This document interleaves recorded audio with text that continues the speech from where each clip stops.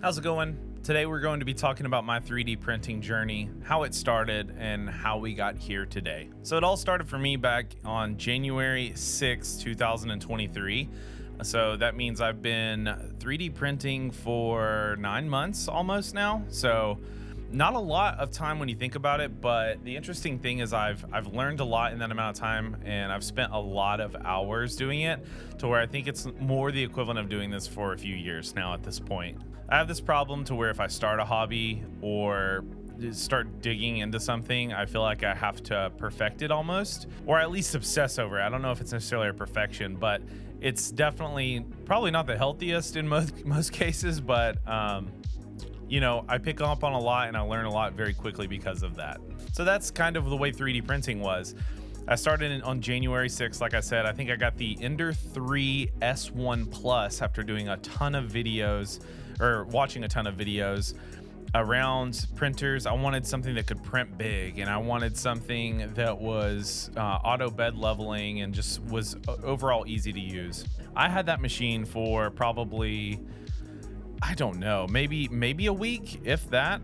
Things did not go well with that machine. It was not very ironed out earlier this year. There was a lot of firmware bugs. And to be honest with you, I was very new to 3D printing and I just didn't know how to fix a lot of the issues that I was having. For instance, for it to have automatic bed leveling, I had a ton of issues with the Z offset and the nozzle scraping the bed, or having filaments stick to the bed sheet. Let me show you this bed sheet and it'll make more sense. So this is the bed sheet. You can see that in 1 week's time, I literally destroyed this thing. It's got scrapes all on it, and overall would just not be the best surface to print on. It's so crazy. I couldn't even get some of this red filament. It's so deep in there that I can't get it to come out. So I finally realized it wasn't just me, it was the machine too. So I ended up taking it back to Micro Center. So that's where I purchased it literally a week later. And I ended up getting the Ender 3 V2, just the standard V2.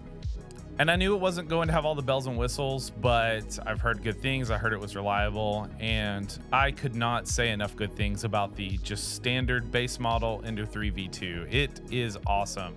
Yes, it's got some quirks to it, but it was just so easy for me to pick up compared to the Ender 3 S1 Plus. I don't know why, but just a combination of a glass bed and a smaller machine, I guess, made it a lot easier for me to learn how to set Z offset and how to make sure that my prints were adhering to the bed, but also breaking away fairly easy. I took time with the Ender 3 V2. I did some customization to it. I added an automatic bed level, the CR touch. I ended up doing some, the tubing replacement, the PTFE Capricorn replacement. I did that, and I changed the gears, or the what is it called, the extruder gears, I think. I ended up making that all metal because it was plastic and it was known to break, so I went ahead and changed that too. And everything was turning out great. I love that printer. I kept it for 4 or 5 months before I finally got rid of it. That happened roughly around mid-January. So from mid-January till about mid-February, that was the only machine I had. And then in mid-February, I decided I wanted to get another 3D printer. And I stumbled across Bamboo Lab thanks to Reddit. I ended up picking up the Bamboo Lab P1P. It was a very new machine. It was when they were doing the early bird gifts with it and everything. And it just printed right out of the box. I mean, it was so smooth. I love that machine. Matter of fact, it's literally behind me right now. Love the P1P. I will say there was a little bit of a learning curve because even though everything that I had learned on the Ender 3 V2 was pretty easy to follow on the P1P, it was high speed printing. So that's a whole nother monster. You have to learn how to set your temperatures higher and make sure that, you know, your flow rate is correct and your pressure advance is good so you could get clean prints. So even though it was easier in some aspects, there was a lot more to 3D printing that I had to learn off that machine. And I picked up on that stuff pretty quickly. I'd say within about a month and a half, I was getting like no errors. Like I can't tell you the last time I ran into a failed print on that P1P. So that was roughly around March, and I decided I want yet another 3D printer. So I got the Solli SV6. Had it for like 3 to 4 days, was having so many issues with this Solli SV6, and I've heard raving reviews about it, but it just, I guess I just got a lemon. The axis was weird. Like, yeah, I could not level it to save my life, and it just, for some reason, the Z offset would not stay consistent. So I ended up returning that one to Amazon, and I had already ordered the SV06 Plus, and I was so concerned about it that I ended up canceling the SV06 Plus and just maintaining the Ender 3 V2 and the Bambu Lab P1P.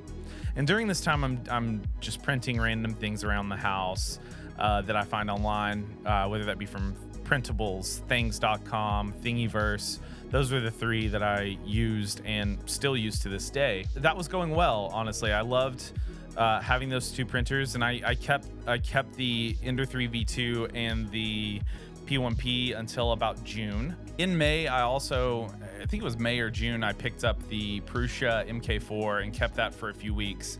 To be honest with you, after having the P1P, I just couldn't see the price for the MK4. It's a great machine, but for the speed that you're printing on and for the price, it just doesn't compete with Bambu Lab right now. I think that the Peria is an amazing company. I love their branding. I love their printables platform, but I can't personally say that I will be buying any of their machines for now, at least at their prices. But let's fast forward just a little bit more and go to June, when I decided I'm gonna get the Bambu Lab X1C. That's here. I love this machine. I still have it. I will say I don't use the AMS as much as I probably should. And the reason why I picked up the Bambu Lab X1C with the AMS is because it was the only way that you could purchase it at Micro Center, and they had them available same day pickup. So I literally just threw my money at it and went and picked it up at Micro Center. And I haven't had any issues with it. I mean, I haven't had probably less than 5 failed prints out of like hundreds probably. It's a very solid machine. It's a great workhorse, and I understand why people say that you can't it's going to be hard to compete with the Bambu Labs machines just because the quality and the consistency that you get with them. So right around June is when the channel started taking off a little bit more, and people started recognizing some of the things I've been doing in the 3D printing tech space, I guess, with YouTube videos. And I had a few people reach out, whether it be trying filament, trying 3D printing tools, to now I'm trying 3D printers. Creality sent me the K1 here. Great machine. It's got its quirks, but it's a good machine. And AnchorMake sent me this AnchorMake M5C, and this has been a great little workhorse. Like, probably would recommend this over the Ender 3 now. Yes, it does cost a little more, so if budget is something to keep in mind, like the Ender 3 is definitely the way to go, but for $400, this is definitely punching above its class for sure. It's funny, I've been using the Bambu Lab machines and K1 too, the high-speed printing machines so long in Core XY format that I'm having to relearn how to use a bed slinger, even though it's only been like 2 months since I was using one on the regular. But yeah, I've been really enjoying making 3D printing videos and plan on making this the primary focus of the channel going forward. Of course, I still want to do some laser engraving videos and eventually bring in some of the screen printing that I do on the side too. I think that would be kind of cool to share, but I think that there's a lot more I need to post with 3D printing before I start branching out. If anyone's starting a YouTube channel, that's one of the advices I can give you is niche down for sure. You think, I want to be a tech channel. Well, everyone's doing tech. You got to get less broad. You got to go as niche as possible. So that's kind of where I'm at now, is I'm going to focus mainly on 3D printing with maybe sprinkling in different types of videos every now and then, but understanding they probably won't do as well because a lot of you are watching this because you're into 3D printing and 3D printing only. But there are a lot of different things that complement 3D printing. Like I said, laser engraving, screen printing, woodworking, you name it. There's a lot of stuff that complement 3D printing projects and just overall making yourself more versatile when it comes to like the maker space.